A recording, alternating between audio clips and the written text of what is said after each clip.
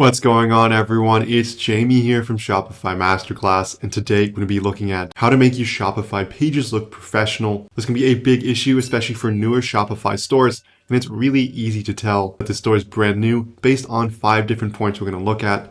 Now, these points are going to be corrections that you can make and things to avoid. So make sure you stay to the end of the video to get all 5. Now, before I dive into it, I just want to quickly thank our sponsor, Profit Calc, the one-click profit calculator available on the Shopify App Store. It's going to allow you to skip those spreadsheets and get back to growing your business. And it's going to come with a 15-day free trial, so you can test drive everything for yourself. There's a link in the description below to access that. And now I'm going to show a quick video detailing their full feature set. Are you a Shopify business owner who spends hours doing your accounting? Have messy spreadsheets kept you from growing your business?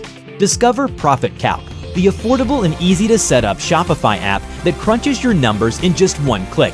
It automatically syncs with all your accounts and expenses to calculate your profit, displaying everything in an easy to read dashboard so you understand your business in real time.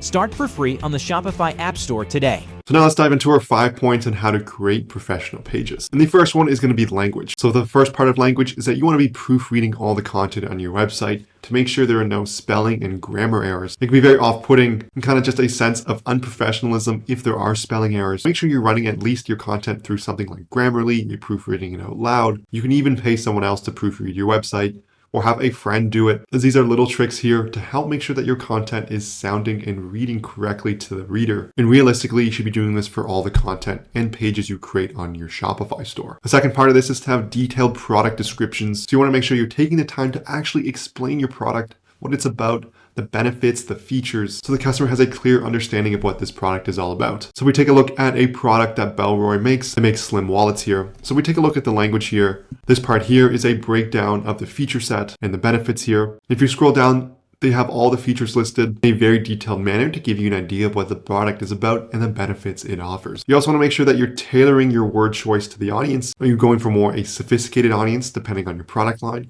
You want to make sure you're using language that resonates with that user. This can also affect the tone. Is it going to be light and playful, or is it going to be more serious? Here at Bellroy, they went for more of a direct tone, really explaining exactly what you need in just a few sentences. The next one's going to be images. You want to make sure you have clear and relevant product images. They are made of professional quality, and they show the product in use, all of which are going to give the customer answers to the questions that they may have. How big is the product? What does it look like in real life? Is it the right color I want? These are all questions that can be easily answered in images. So if you take the line that an image is worth 1,000 words, this can really beef up your product descriptions with really high quality photos. If we go back to Bellroy here, they have tons of product imagery. So they have their gallery slider at the top, giving you detailed shots of different aspects. You can see it filled with some money here. You can see all the cards it's going to include. They also have a video GIF here showing more detail on the product so you can really see it, what it looks like in person. It's also a really easy way to show all the features here. They also have plenty of images of the product in action, so you can see him putting in his jacket, taking out money, putting cards in, as well as a detailed image of everything that fits. So judging by these product images here, you'd have a very good idea of what this product is about, how it's going to look, and the sizing of it, and it's going to answer a lot of your questions there. The next one's going to be color. So this is going to apply to your overall website in general. So do you have a coordinated color scheme, and is it relevant to your industry? Before we take a look at some examples, let's take a look at the meanings and associations of different colors. So we can see red is anxiety, arousing, it's daring, it's dominance, energy. Orange is more for abundance, arousing. Yellow is cheerful. Green is calm and comfort. Blue is also calm and comfort as well. So that's why most social media platforms use blue as their main color. Purple is authenticity, it's charming. It's also for the upper class. Pink is cheerful, it's feminine. So you see a lot of makeup brands or fashion brands use pink as their primary color. Brown is more outdoorsy. Black is dignified in efficiency,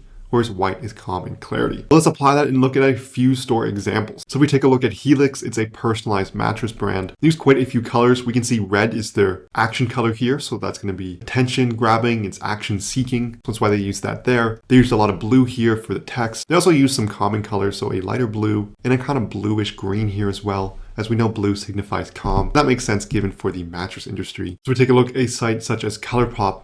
They use black as it's more dignified. It's associated with a lot of different fashion brands. And so they use black as their primary color here for their Shopify store. This also applies to the overall color scheme of your website. If we look at something like Rent the Runway, they go for a white background here, which allows their products to pop here, especially the brighter color ones. We can see they use a lot of black to again allow their product images to pop. We see some of their call to action buttons here, such as take the quiz is going to be in black as well. The same thing applies to Gymshark here. We can see some of their call to action buttons are going to be in white based on the product imagery. Same goes for the quick add here, as a lot of their products are very brightly colored. So you can really see them, especially on the gray background here. If we take a look at their add to cart page, they went with a bright-ish blue. It's actually maybe more in the medium there, but it does really pop out in comparison to everything else apart from the product imagery. So many Shopify themes are going to come with pre-built color schemes. You really just want to make sure that it's consistent and it's not kind of just popping all over the place. You don't have 10 different bright colors in your website. You want to do things such as make the add to cart or the call to action button more visible. You typically want to go for a light background theme. Most e-commerce stores don't have a dark theme. If you're ever curious for examples, if you simply just Google something such as e-commerce color palette,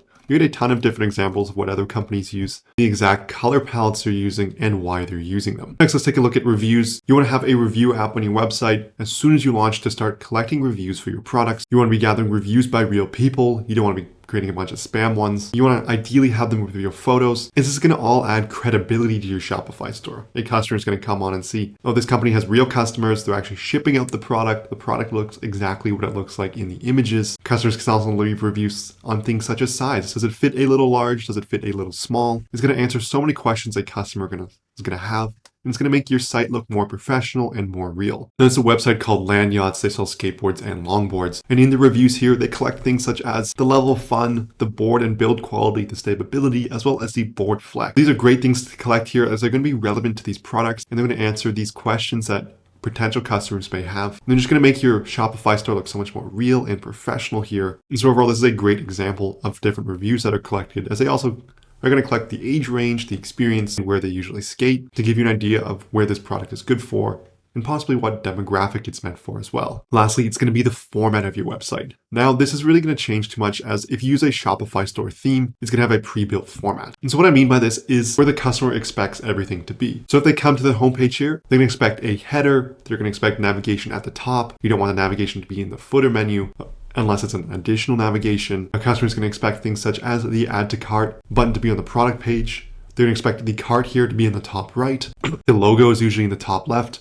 These are going to be conventions that almost all websites have, so a customer is going to be expecting that. In terms of the product page, they're going to expect the product images typically on the left here. They're going to see some kind of gallery, the title on the top right, a description, as well as the add to cart button. And they'll usually see things such as a header on the top. And a lot of times it's just a chat widget. It's going to be in the bottom left or bottom right. And these are conventions that you don't want to break, as a customer is going to expect them. So make sure you're not going away from those. And overall, as I said, if you have a Shopify theme or any website theme, they're mostly going to have those conventions built in. So just make sure you're not adding anything to move away from it. So overall, this concludes the video on how to create professional pages and how to make your Shopify pages look more professional. So again, those 5 tips are going to be language, having really high quality product images, sticking to a good color palette, collecting and displaying reviews, as well as standing to expected website formats. If you enjoyed the video, I would love it so much if you hit that like and subscribe button below. If you have any questions or suggestions, leave a comment below as well. Lastly, I want to mention our sponsor, Profit Calc again, the one-click profit calculator app. And there's a link in the description to access a 15-day free trial there. Thank you so much for watching, and I'll see you in our next video.